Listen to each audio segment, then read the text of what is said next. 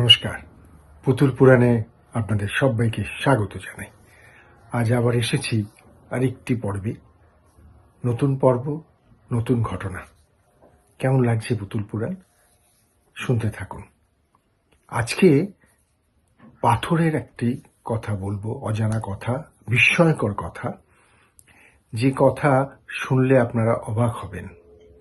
কথা বলতে ঘটনার কথাই বলবো। পাথর আমরা বিভিন্নভাবে চিনি, যেগুলোকে আমরা জ্যোতিষ শাস্ত্র অনুযায়ী ব্যবহার করি, কিন্তু এমন কিছু পাথর সারা বিশ্ব জুড়ে আছে যার বিস্ময়কর সব কার্যকলাপ। আজকে রোমানিয়ায় যাব। রোমানিয়ার এক পরিবারের ঘটনার কথা বলবো। সেই পরিবারে একটি মেয়ে, তার নাম এলিওনোর। এলিওনোরের যখন বয়স এই 12-13 বছর, তখন এক অদ্ভুত ঘটনা শিকার হয়ে পড়ে সে যখনই রাস্তায় বের হয় তখনই তার উপর কি যেন পাথর ছুঁড়ছে, এরকমটা হয়। তার সঙ্গেই ঘটে, তার গায়ে পাথর এসে লাগে। তো এটা খুব একটা অদ্ভুত ঘটনা না? কেউ কি পাথর ছুঁড়ছে, এরকম একটা ধারণা তৈরি হলো। কিন্তু পরে দেখা গেল না, কোনো বদমাইশ লোক বা বদলোক এটা করছে না। অনেক রকম তল্লাশি নেওয়া হলো, পরে ব্যাপারটা জানা গেল। কিন্তু এই রহস্য কি করে উদ্ঘাটন হলো? এলিওনোর কিন্তু ভয়ে ক্রমশ গুটিয়ে যাচ্ছে, কেন যখনই সে রাস্তায় বেরোয় তখনই এরকম একটি ঘটনা ঘটে। পরিবারের লোকজনও ক্রমশ ভীত সন্ত্রস্ত হয়ে পড়ল। তাই তারা শেষমেশ এলিওনোরকে পাগলাগারদে ভর্তি করে দিল। বুঝুন, কোথা থেকে পাথর এসে লাগছে সেটা বোঝা যাচ্ছে না, তার গায়েই বা কেন লাগছে সেটাও বোঝা যাচ্ছে না, সেটাও ধরা গেল না।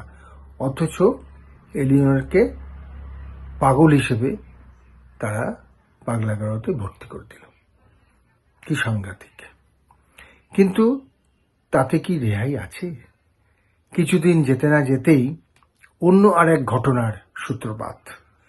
সেখানে পরিবারের লোকজন জড়িয়ে পড়ল।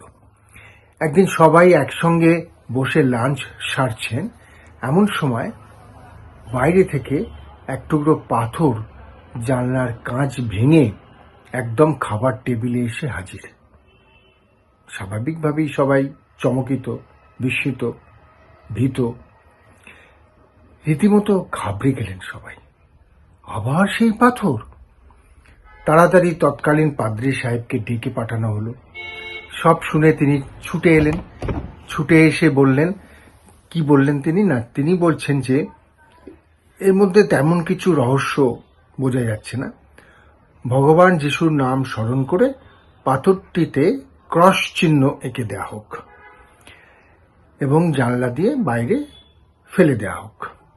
কিন্তু আশ্চর্যের ব্যাপার, সবাইকে স্তম্ভিত করে পাথরটি জানলা গলে পুনরায় ঘরে চলে এলো। এই যে জীবন্ত পাথর, কি হচ্ছে এইসব?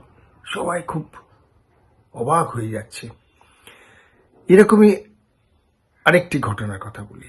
সময়টা 1943, তারিখ হচ্ছে 13ই জানুয়ারি। ফ্রান্সের এক গ্রাম লিবেট, সেখানে এক সুন্দর ফুলের বাগানে দুটি মেয়ে ফুল তুলছিল। এমন সময় হঠাৎই আকাশ থেকে রং বেরঙের পাথরের টুকরো বৃষ্টি হতে লাগলো। অদ্ভুত অদ্ভুত সব ঘটনা, যার বুদ্ধিতে ব্যাখ্যা মেলে না। তা সেই মেয়ে দুটোর ওপরই কিন্তু সেই রং বেরঙের রঙিন সব পাথরের টুকরোগুলো পড়ছে, অন্য কোথাও কিন্তু পড়ছে না। আশ্চর্য ব্যাপার নয় কি? তাহলে এই যে পাথর বৃষ্টি হচ্ছে, মেয়েদের গায়ে পড়ছে, স্বাভাবিকভাবে ভয় পেল তারা। দৌড়ে গেল বাড়িতে।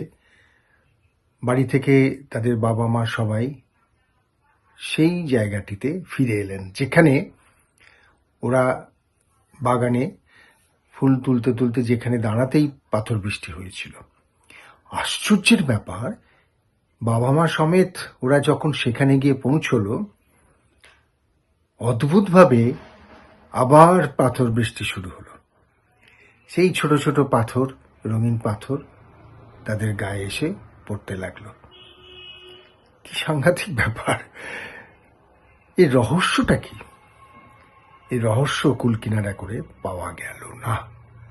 কেউ বলতেই পারছেন না যে এর পেছনে যুক্তি কি। ডাক্তাররা এলেন, পাদ্রী সাহেব এলেন, সবাই এলেন, বিশিষ্ট ব্যক্তিবর্গ এলেন, সবাই পরীক্ষা করতে লাগলেন, কিন্তু এর রহস্য কিন্তু উদ্ঘাটন করতে পারলেন না। তাহলে শেষমেশ এই পাথর বৃষ্টি সেই জায়গায় বেশ কিছুক্ষণ হয়েছিল সেদিন, সেই 13ই জানুয়ারি 1943 সালে। কোথায়? ফ্রান্সের সেই একটি গ্রাম লিবেট, যার নাম। কি কেমন লাগছে? পুতুল পুরাণে এরকমই অদ্ভুত অদ্ভুত সব রোমাঞ্চকর, বিস্ময়কর খবরাখবর আপনাদের দেব। সেসব ঘটনা যতই শুনবেন ততই চমৎকৃত হবেন। শুনছেন তো পুতুল পুরাণ? তার জন্য সঙ্গে রাখতে হবে পুতুল পুরাণ। সবাইকে শোনার সুযোগ করে দিন, আনন্দ পেতে থাকুন, অবাক হতে থাকুন। পুতুল পুরাণ আজকের এই পর্বে শোনালাম সেই পাথর বৃষ্টির রহস্য। সবাই খুব ভালো থাকবেন। নমস্কার।